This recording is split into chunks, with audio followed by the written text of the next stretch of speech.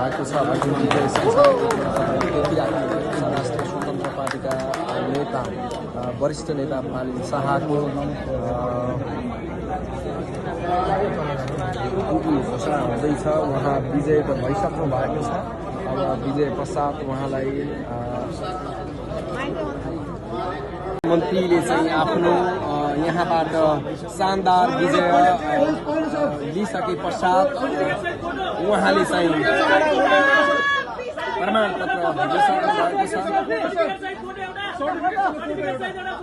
Balen sir एउटा certificate सहित photo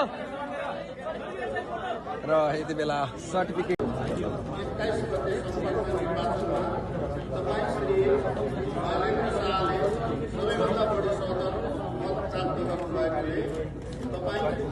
Jhapa जिल्लाको प्रतिनिधि सभा सदस्य निर्वाचन क्षेत्र नम्बर 5बाट प्रतिनिधि सभा सदस्य पदमा निर्वाचित हुनुभएको हुँदा यो प्रमाणपत्र प्रदान गरिएको छ।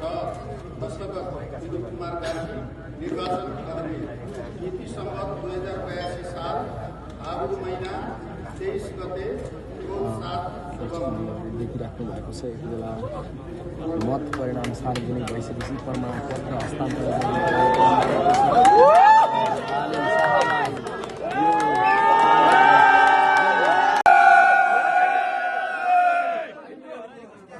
के भन्नु न फोटो होइन भिडियो